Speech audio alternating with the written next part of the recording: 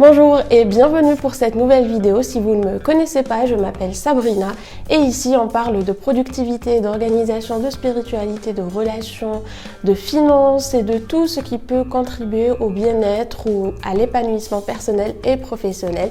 Et d'ailleurs pour cette fin d'année, je vous prépare plein de contenus pour faire le bilan de cette année, mais aussi pour bien préparer l'année à venir. Donc n'hésitez pas à vous abonner et à activer la cloche pour ne pas manquer mes prochaines vidéos. Et sinon, aujourd'hui, j'aimerais vous présenter les 5 meilleures applications que j'ai découvertes cette année et que j'utilise sans cesse et que j'adore. Ce sont des applications sur la productivité, la créativité et la spiritualité et elles sont gratuites. Donc sans plus tarder, je vous présente la première application qui s'appelle Habit. C'est une application qui m'a vraiment été très utile pour la mise et la remise en place de bonnes habitudes. C'est vrai que quand on passe comme ça par une mauvaise période, comme ça m'est arrivé, on laisse de côté ses bonnes habitudes et quand on a envie de reprendre sa vie en main, de reprendre ses bonnes habitudes, ce n'est pas toujours évident d'y penser et de les faire au quotidien. Donc avoir une application comme ça qui vous rappelle de les faire, une application qui fait office en fait de habit tracker, le même qu'on a sur le bullet journal, eh bien je trouve ça très utile. Donc, dans l'application, vous avez pas mal d'habitudes par défaut. Vous n'avez qu'à ajuster en fait la fréquence et les horaires où vous pouvez créer une habitude de A à Z. Ensuite, une fois que vous avez mis en place toutes les habitudes, vous les aurez comme ça sur une page d'accueil en fait. Et à chaque fois que vous accomplissez une de ces habitudes, vous venez indiquer, par exemple, j'ai l'objectif de boire 2 litres par jour.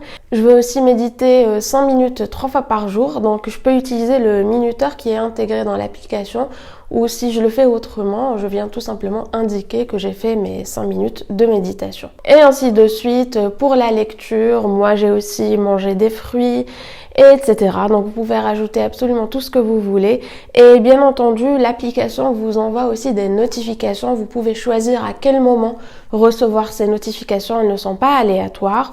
Et j'aime aussi beaucoup cette fonctionnalité ici de Habit Tracker qui se remplit en fait automatiquement. Dès que vous remplissez vos trucs dans l'accueil, ça va se remplir automatiquement. Comme je vous ai dit, c'est exactement comme celui qu'on a sur le bullet journal, mais là on l'a en numérique, on l'a tout le temps sur soi, donc c'est encore mieux.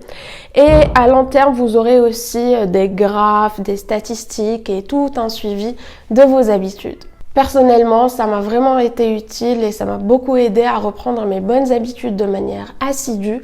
Donc, et aussi, même quand je ne fais pas mes habitudes, en fait, avec du recul, ça me permet d'avoir une vue d'ensemble et de voir quel jour de la semaine, par exemple, en particulier, j'ai tendance à ne pas faire toutes mes habitudes et de cette manière analyser et voir quel est le problème. Est-ce que, par exemple, vers la fin de la semaine, j'ai moins d'énergie? Est-ce que pendant une période du mois, j'ai moins d'énergie ou j'ai pas envie de faire mes habitudes ou je suis débordée? Donc, ouais, elle est très utile et je ne peux que vous la recommander. La seconde application que je vous recommande, c'est Insight Timer. C'est une application que je vous ai déjà recommandée sur ma vidéo Comment méditer sur mon autre chaîne Mind Biscuit. Je vous mettrai le lien en barre d'infos. C'est une application que moi j'utilise principalement pour méditer, mais elle offre une myriade d'autres fonctionnalités, comme par exemple des livres audio, des podcasts, des cours sur le yoga, la méditation et sur la spiritualité en général. Et sinon, comme je vous ai dit, pour la partie que j'utilise, qui est celle des méditations, il y a énormément de méditations guidées. Mais moi, j'utilise le timer. En fait, j'aime pas beaucoup les méditations guidées. Je préfère méditer avec mon souffle. Je fais beaucoup de méditations de respiration. Donc, ce que je fais, c'est que j'utilise le timer et je fais la même méditation tous les jours de 5 minutes. Donc, je l'ai mise en place, je l'ai sauvegardée, je l'utilise tous les jours. Donc, vous pouvez rajouter un gong de début et de fin, des cloches d'intervalle. Donc moi j'ai 4 cloches d'intervalle étant donné que je médite 5 minutes, donc ces 4 cloches vont sonner chaque minute. Au cas où mes pensées vont divaguer, ces cloches-là vont me servir en fait de rappel pour me recentrer sur le moment présent, me recentrer sur ma méditation et ma respiration. Et sinon vous pouvez aussi rajouter des bruits ambiant si vous voulez. Moi je mets souvent des hums ou des bruits de nature comme des bruits d'eau parce que ça m'apaise. Et je mets le minuteur sur 5 minutes. Donc pour cette partie, vous pouvez personnaliser comme vous le voulez. Et bien entendu, encore une fois, l'avantage de faire ces choses-là sur des applications, c'est que vous avez en quelque sorte un suivi. Donc je peux revoir exactement quand est-ce que j'ai médité, pendant combien de temps j'ai médité. On me donne aussi le temps total de méditation, donc 3 fois 5 minutes par jour. Au final, après une semaine, un mois, 2 mois, ça fait beaucoup de minutes. La troisième application s'appelle Manifest. C'est une application que ma meilleure amie m'a recommandée et que je trouve particulièrement intéressante étant donné que la loi d'attraction a besoin de pratiques quotidiennes, que ce soit à travers la visualisation, l'alignement énergétique ou encore l'écriture. Et avec nos vies bien remplies, on a tendance à oublier tout ça et à ne le faire que de temps en temps. Par contre, on n'oublie jamais notre téléphone. On l'a toujours sur soi et donc je trouve génial qu'on puisse faire ça sur son téléphone. Donc moi je l'utilise au quotidien, que ce soit pour écrire, pour relire ou tout simplement pour regarder mon vision board. Et en fait elle vous envoie des notifications si vous ne l'avez pas utilisé pour vous rappeler de consacrer une petite minute à faire votre travail de manifestation. Vous y trouverez aussi plein d'articles, des affirmations et vous aurez bien entendu un suivi de votre progrès. Et sinon, vous avez aussi la partie, comme je vous ai dit, Vision Board qui est très intéressant de l'avoir sur son téléphone. Avant, je l'avais sur Pinterest, mais maintenant, je l'ai migré sur cette application. Comme ça, j'ai tout mon travail de manifestation sur une seule application. La quatrième application s'appelle Échecs, jouer et apprendre.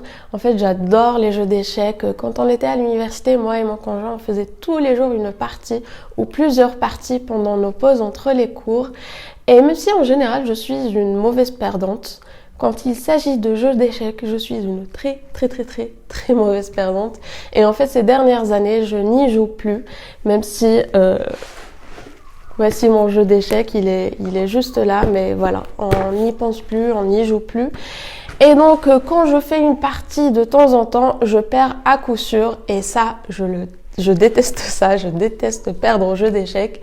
Et donc là, c'est mon mari qui m'a inspirée parce que je l'ai vu plusieurs fois jouer sur son PC ou sur son téléphone. Et donc j'ai trouvé cette application où non seulement vous pouvez jouer aux échecs, mais aussi apprendre à y jouer. Donc voilà, moi je la trouve super sympa et je trouve que c'est bien d'avoir comme ça une petite activité qui nous pousse à réfléchir, à mettre en place des stratégies, à appliquer des techniques qu'on a appris. Comme je vous ai dit, à plein de niveaux différents et vous apprenez à y jouer, vous apprenez les différentes techniques et je trouve que c'est une excellente alternative au scroll sur les réseaux sociaux quand vous faites la queue, quand vous êtes dans une salle d'attente ou quand vous faites tout simplement une pause au travail. Au lieu de scroller comme ça pendant 20 minutes à regarder plein de choses qui ne vont pas vous apporter grand chose, je trouve que c'est beaucoup plus intéressant d'aller faire une partie et de comme ça utiliser un petit peu votre cerveau. Et la dernière application que j'aimerais vous recommander, c'est une application que j'ai pas découverte cette année, donc c'est un petit peu de la triche de dire que ce sont des applications que j'ai découvertes cette année, mais c'est un indispensable sur mon téléphone. En fait, je peux pas ne pas avoir cette application sur mon téléphone et c'est l'application de podcast. Donc là, moi j'ai un iPhone SE, le vieux iPhone SE, celui qui est entre le 5 et le 6. Et j'utilise du coup Apple Podcast. Mais pour les gens qui ont Android, il y a Google Podcast. Vous pouvez aussi écouter sur Spotify. Il y a aussi Podcast Addict. Enfin, il y a plein d'applications de podcast. Donc, ce n'est pas vraiment l'application Apple Podcast que je vous recommande, mais tout simplement une application de podcast, peu importe laquelle, étant donné qu'en fait, les mêmes podcasts sont distribués sur toutes les applications. Et en fait, moi, j'adore les podcasts sur les crimes, en fait, sur les tueurs en série, sur les crimes en général. Et si j'ai un podcast à vous recommander, je vais vous recommander 2. Alors, c'est True Crime All the Time et l'autre, c'est Killer Instinct. Donc, le premier, c'est 2 animateurs et en fait, j'aime beaucoup ce podcast parce que il retrace la vie du tueur depuis qu'il est tout petit pour essayer un petit peu de comprendre d'où il vient et pourquoi en fait il a fini par faire ça.